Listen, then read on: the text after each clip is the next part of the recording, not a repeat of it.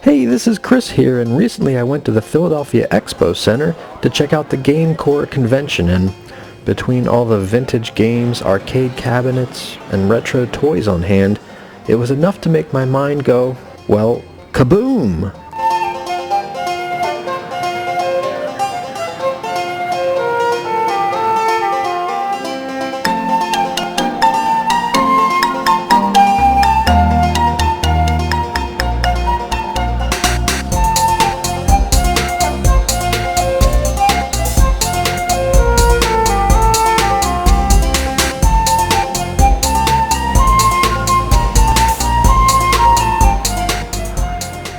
So I took a break and headed on over to find out what Chase the Chuck Wagon was all about. Okay, this is Hannah, otherwise known as Chicky Baby, on various internet forums like Atari Age and Chase the Chuck Wagon. So I'm going to ask, what exactly is Chase the Chuck Wagon?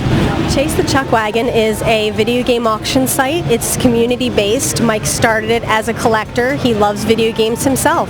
So it's from us, and it's all about us. That's the difference between Chase the Chuck Wagon and various other internet sites. As far as the seller goes, there's no there's no listing fees. You don't have to pay anything to relist, and it's great. Okay, so there's no listing fees, and there's a final fee based on the amount that the item is sold for. If it doesn't sell, you do not have to pay money unless you get little add-ons like arrows or on the head page, but a basic auction, no. All you do is pay when it sells, and you can relist it if it doesn't. The nice other difference between ChaseTheChuckWagon.com and other forums is that it's only video gaming goodness, and it's classic games, modern games, arcade games, pinball machines, computer gaming. It pretty much covers everything. If it revolves around gaming and people are selling it, then it is there. And what is the web address where people can find this? You can find it at ChaseTheChuckWagon.com or ChasingTheChuckWagon.com. All right, thank you.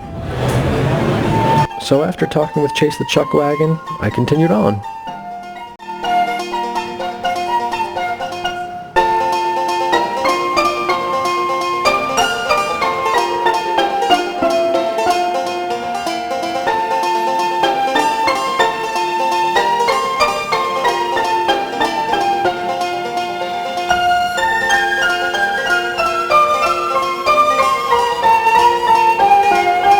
Then I decided to talk with Geek Mythology Crafts and see what they were up to.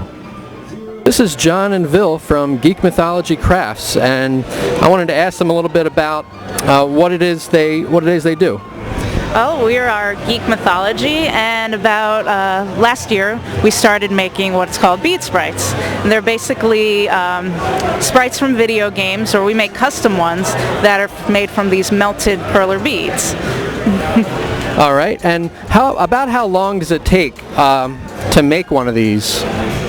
Could take anywhere between, once getting to know how to do it and getting used to it, could take anywhere between 15 minutes to, longest I've had one take was 5 hours. That was a Ryu that we did. Now we're a lot faster though, so most of the time it's usually around 2 hours for a big one.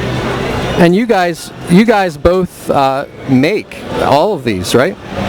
Yep, that's correct. And so which one here was the hardest for you to make? I would have to say one of the two, of the tank from Left 4 Dead or the boomer from Left 4 Dead, which are both custom sprites that I did. You will not find those in any game or anywhere else besides our table and our website.